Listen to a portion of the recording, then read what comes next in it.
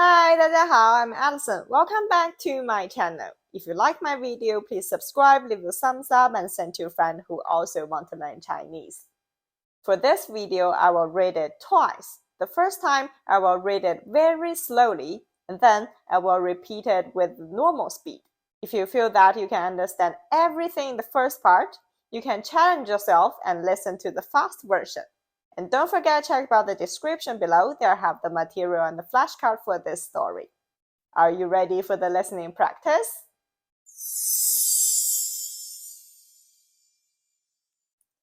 杰克是一个美国人，今年是他第2年来中国上大学。之前，他和其他的留学生住在学校的宿舍里。可是今年，他想在学校外面租一个房子住，因为他觉得学校的宿舍不太方便。虽然学校的宿舍很便宜，可是没有厨房。虽然他喜欢去饭店或者食堂吃中国菜，但是有的时候他也想自己做一些别的菜。杰克在离学校不远的地方找到了一个房子，他和其他2个同学一起住。这个周末，杰克想去家附近的菜市场买点菜，自己做饭。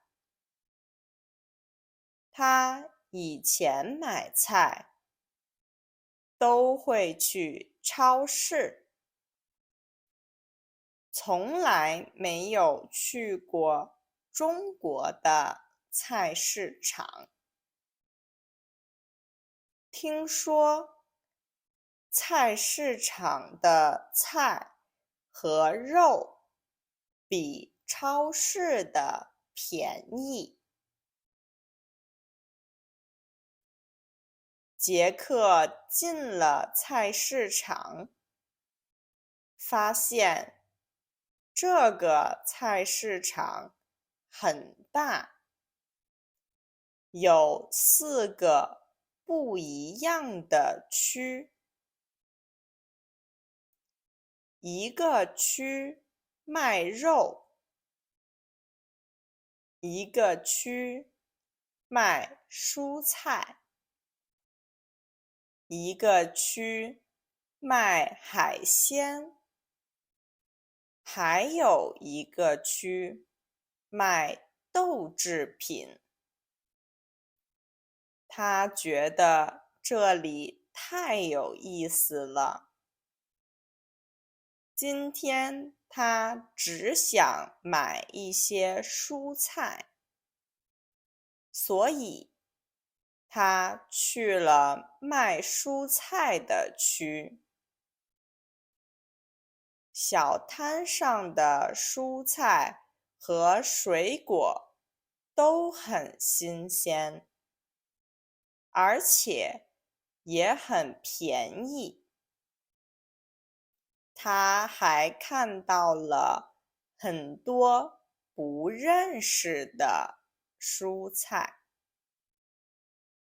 他买了一些西红柿和土豆，还买了一些菠菜。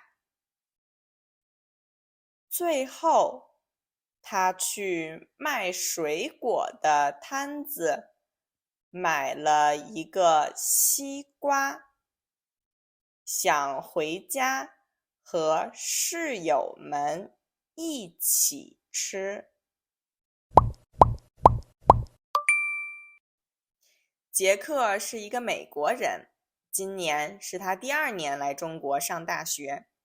之前，他和其他的留学生住在学校的宿舍里，可是今年他想在学校外面租一个房子住，因为他觉得学校的宿舍不太方便。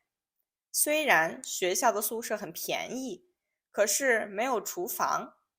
虽然他喜欢去饭店或者食堂吃中国菜，但是有的时候他也想自己做一些别的菜。杰克在离学校不远的地方找到了一个房子，他和其他2个同学一起住。这个周末，杰克想去家附近的菜市场买点菜自己做饭。他以前买菜都会去超市，从来没有去过中国的菜市场。听说菜市场的菜和肉比超市便宜。杰克进了菜市场，发现这个菜市场很大，有4个不一样的区，一个区卖肉，一个区卖蔬菜，一个区卖海鲜，还有一个区卖豆制品。他觉得这里太有意思了。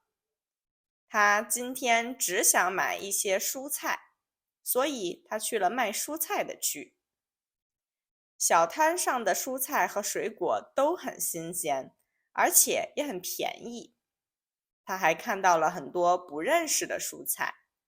他买了一些西红柿和土豆，还买了一些菠菜。最后，他去卖水果的摊子买了一个西瓜，想回家和室友们一起吃。